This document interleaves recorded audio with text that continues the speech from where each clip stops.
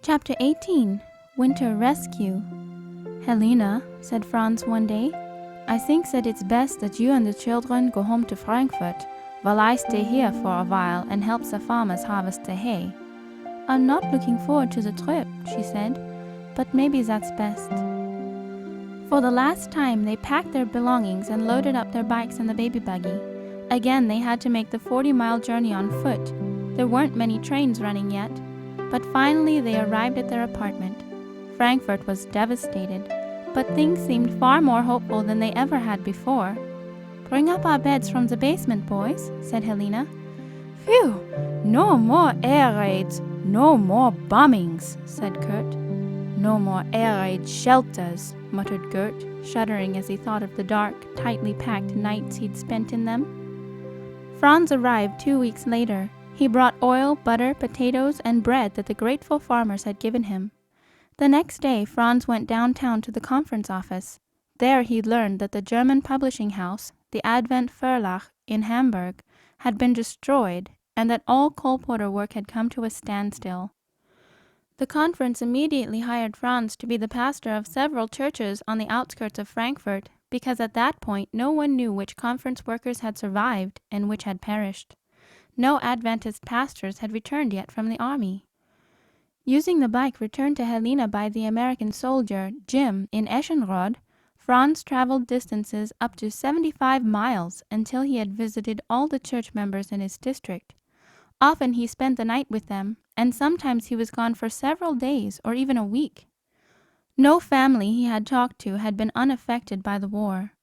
Homes had been destroyed by bombs, belongings had been looted. Husbands, sons, brothers, uncles, cousins had been killed in action, and many of the families did not yet know the fate of their men. Some, like the Hasel's Uncle Fritz, were missing in action, and most had not yet returned from the war. And everyone was poor. Farming and manufacturing were at a standstill. Silent, bitter, defeated men stood in endless unemployment lines hoping for work. Church members living in the country had no money to pay their tithe, but sometimes they were able to give Franz some food.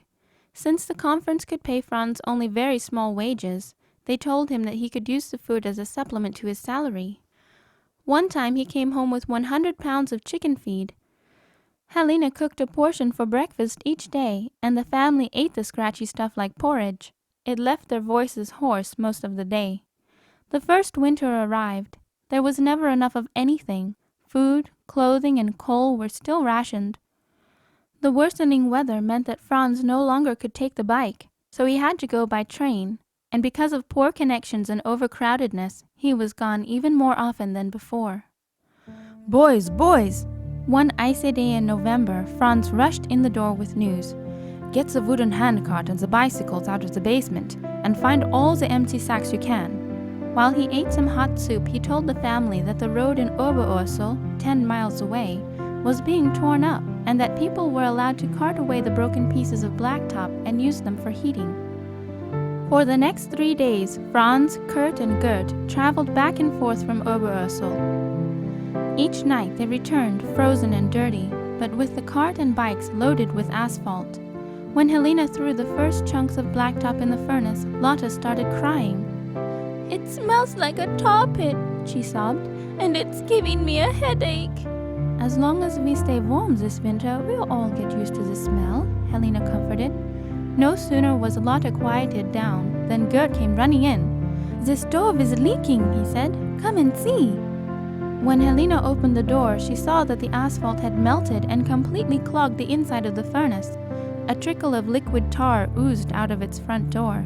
They doused the fire and, when the stove had cooled down, spent hours scraping the inside until it could be used again. The blacktop had to be thrown away. After supper one February evening, Helena looked over at Franz. "This is it," she said. "Our weekly food ration cards are used up. We have only half a loaf of bread left, and it's going to be 5 days before we can get more. What are we going to do?" Franz thought a moment. "I have to conduct a funeral tomorrow," he said. "Do you suppose you could go to Eschenrod and hamster some food?" Hamstering was the term Germans had coined when they talked about going to the country to beg or buy food from farmers. Just like a hamster stuffs its cheeks and carries its food to its nest, the people were stuffing bags and pockets to bring food to their children. Helena reluctantly agreed, and Franz left early the next morning for the funeral. As Kurt came into the kitchen, Helena was getting ready to go also. He looked from her to the large rucksack and the 2 shopping bags in a heap on the floor. "Mutti," he said, "I am coming with you. You know you will have a hard time getting through all that snow." "No, that would make us too conspicuous. Remember, hamstering is technically illegal, but it's not stealing and we've got to live somehow." "Could I follow you at a distance or something?" Helena shook her head. "No, Kurt, you're the oldest and you need to supervise the children." While Helena pulled on her boots, she gave Kurt some final instructions. "All of you must stay home from school today and tomorrow. There is a little bit of bread left. Ration it carefully and eat it slowly. Wrap yourselves in blankets so you stay warm. Papa may not be able to get back for several days, but I promise I will be home tomorrow night with food for you." She strapped on the rucksack and picked up the 2 handbags. "She'll go back to bed and sleep a little longer. Don't worry if I am late. The trains are not punctual." "Mutti," said Kurt, "we'll be praying for you." They embraced quickly and she was gone. Even at this early hour, the railway station in Frankfurt was teeming. Like Helena, many people were on their way to the country, foraging for food, and the train to Eschenrod was packed by the time she arrived. She pushed her way inside a car, grateful even for standing room, and glad she didn't have to stand on the drafty platform between cars, or even on the steps outside hanging to the handrails as some did. Wedged tightly into the compartment, Helena relaxed. She looked at her silent fellow travelers, all swaying in unison with the chugging of the steam engine, their closeness providing warmth. They were mostly middle-aged, a few young, a few very old, no children. The men had stubbly beards and frayed collars, and many wore a black armband that said Kriegsversehrt, war invalid. The women wore coats that were ill-fitting and unbecoming, free handouts that had gratefully been accepted by a defeated people. It had been snowing in Frankfurt, but as the train approached the Vogelsberg Mountains, the clouds broke apart. When it pulled into the station, Helena breathed deeply the brisk, fresh morning air as she set out on her 2-mile walk to the village. Though it was very cold, the air was clear. Occasionally the sun came through and made the spruce trees with their thick covering of snow sparkle like jewels. In the forest nothing stirred. No bird sang, no bees hummed, no frogs rustled in the dry leaves. Nothing but cold, crystal winter loveliness. At one point Helena had to stop and thank God for giving such beauty. Then some crows cawed harshly and jerked her out of her reverie. When she stepped out of the woods, the snow started falling softly again. She hoped that the Josts would keep her for the night. As she approached the house, Frau Jost stepped out of the stable, a steaming bucket of milk in each hand. "Frau Hasel, is that you? I can't believe it. You must be frozen. Come in and rest." Herr Jost was sitting at the kitchen table reading the newspaper. Hearing unfamiliar footsteps, he turned, then jumped up and grabbed Helena's hand. "Welcome back," he cried. "How are the children? How is the little one?" Helena sat down on one of the wooden chairs and began to tell about the children. Suddenly Herr Jost glanced at Helena's bags. "You have come for food. Are things really bad in the city?" As Frau Jost set some thick slabs of bread, a bowl of butter, and some hot milk on the table, Helena recounted the hardships of those first post-war months in the city. "Well," Frau Jost said, "don't you worry about a thing. We will see to it that you can take home a good supply of food." She started bustling around and presently set out oil, butter, flour, bread, sugar, eggs, potatoes, and many other things. Then she sent Helena to the Jost relatives. When they learned of the hunger in the city, they also loaded her till she looked like Sankt Niklaus at Christmas, packed with gifts for the children. Hunger would be banished for many weeks. She returned to the Jost farm, where she had been invited to spend the night. Frau Jost insisted that she retire early, and promised to wake her in time to catch the horse-drawn sled that made the trip to the railroad station early each morning. The small chamber beside the kitchen, with its thick feather bed, was inviting. The heat from the large green tile stove in the kitchen seeped through the wall and took the edge off the bitter cold. With a full heart, Helena knelt beside the bed, thanking her Heavenly Father for fulfilling her needs, and asking for protection for the children and herself the next day. Then she climbed into bed and quickly fell into a deep sleep. When she heard Frau Jost's knock on the door, it seemed impossible that the night had already passed. Frau Jost stuck her head in the door. "Frau Hasel, you might as well stay in bed." "Why?" Helena murmured, still half asleep. "It will be impossible for you to leave today. It's been snowing all night. The sled won't go to the stations this morning. Even the snowplow won't go out until the storm stops." Helena stepped to the window, and her heart sank. Deep white drifts covered everything in sight, and enormous flakes still fell from the sky. Desperately, she turned to the old woman. "I've got to leave," she said. "The children have no food, and I promised them I would be back tonight. They'll be so worried if I don't come. God will watch over me, and if I leave right away, I can get there in time for the afternoon train to Frankfurt." "Frau Hasel, you have at least 80 pounds of food, and there's no way you can walk. If something happened to you, I would never forgive myself." "I must go," said Helena firmly. Seeing that Helena could not be talked out of her plan, Frau Jost fixed a sturdy breakfast of boiled potatoes with buttermilk, bread, homemade plum butter, and Ersatzkaffee.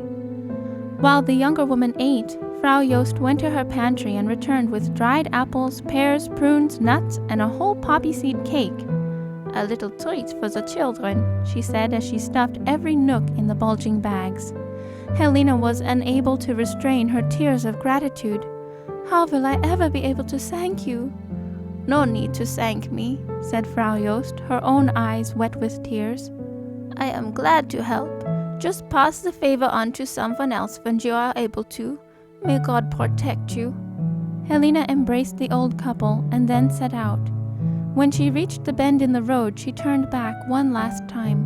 They still stood watching in their doorway. Helena paused for a moment, taking in the scene. The cozy village under its covering of snow, the quaint cottage where she had spent so many anguished months during the war. She lifted her hand, and the couple responded with a last wave. Then she turned and started up the hill. Though she did not know it then, it was to be the last time she saw the Josts. All the while it snowed, and soon Helena couldn't see 10 steps in front of her. Her feet seemed heavier and heavier, and her load pressed down.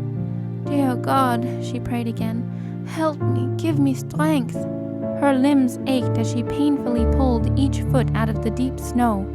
Her breathing became labored, and the icy air cut into her lungs like knives. She reached the hill leading into the woods, and as she ascended, her burden weighed her down even more. "Lord, help me! Oh, who will help me?" Suddenly she could go no further. Her knees started to buckle under her, and in a panic she staggered to a high milestone by the side of the road. "1 mile to the station," she read. Wearily she leaned against the stone, resting the rucksack on top of it. As her bags slipped from her hands, they almost disappeared into the deep snow. She shut her eyes for a moment. "I must not fall asleep. I must not fall asleep. All I need is a few minutes to catch my breath, and then I'll continue." Her thoughts wandered to her hungry children at home. Again she closed her eyes, then jerked them open. "If I fall asleep, I might never wake again." She was beginning to feel heavy and oh so comfortably warm. Once more her eyes closed, and this time they stayed that way. The snow settled on her. Soon, still leaning against the signpost, she looked like a gnarled tree stump, a part of the noiseless landscape. She started to dream, at first seeing herself standing in the snow with fluffy snowflakes swirling out of the leaden sky. The next instant she was enveloped by a circle of light, and when she looked again, it was no longer snowflakes, but white-clad angels that encircled her. Such peace, she thought, such wonderful peace. A rumble of an approaching motor roused her, and she jerked awake. A diesel truck was laboring up the hill. She tried to raise her hand to flag him down, but her stiff limbs would not obey her. In despair, she saw the truck continue on its slow course, and sleep washed over her once more. A voice suddenly said, "Now you will see a miracle of God." "Will I get home again?" she asked the voice, and the answer came, "Your suffering is almost over, only another moment." A heavy hand shook her by the shoulder. Each time she tried to raise her head, it drooped forward again. The shaking, the jolting went on and on. "Leave me alone," she thought. "I'm so wonderfully warm, and I have no energy to move." Wake up! Wake up! A rough voice kept saying. "You must wake up. You are about to freeze." Annoyed, she finally opened her eyes to see a man standing in front of her. "I parked my truck at the top of the hill," he said. "I couldn't stop right here or I never would have made it up. You come with me now and I'll give you a ride." Mechanically, she tried to stand up straight, but her stiff body did not cooperate. Realizing she needed help, the driver took her bags and rucksack and started up the hill. Then he returned and half dragged, half carried her to the cab. He gave her a drink from his thermos of hot tea, wrapped blankets around her, and turned the heat up high before he continued on his journey. "That was a close call," the man said. "I do believe you almost froze to death. I nearly missed you, you were so covered with snow. What are you doing out anyway on a day like this?" Helena was beginning to thaw out. She told him about her 4 hungry children at home and her effort to get food. "Thank you so much for picking me up. God sent you to help me," she concluded. "I know I shouldn't have rested, but I was so tired. As soon as I stopped, warmth flooded through me. I just could not stay awake. It would be a great help if you could take me to the train station." "You know," he said, "the interesting thing is that I never come this way. Today is the first time I've been along this route. As far as taking you to the train station, it's going to be useless. I know from reliable sources that all trains are being searched. Any black market food is confiscated. It would be a shame to lose it after all you've been through to get it. Where do you live anyway?" "In Eschersheim. It's a suburb of Frankfurt." "I tell you what, I'll just take you there. Eschersheim is not much out of my way." Gratefully, Helena accepted. She now looked at the driver more carefully. Middle-aged, nondescript, coarse clothing, rough hands, brown hair streaked with gray, probably married with children himself. He now became rather taciturn and began responding to her small talk with monosyllables. Finally, she gave up and dozed off. She woke when the truck stopped. "Well, here we are," said the driver, turning off the motor. He lifted out her bags and then helped her down the steep step. She shook his hand gratefully. "I just don't know how to thank you enough." "I'm glad I found you before it was too late. In the future, you must stay home in such bad weather. Now I must be on my way." With a final nod of his head, he climbed back into the cab. She stooped to slip the rucksack straps over her shoulders, groggily wondering how she had gotten there. Then she turned to have a last glance at the disappearing truck. She looked down the length of the street. There was no truck, and there were no tracks in the freshly fallen snow.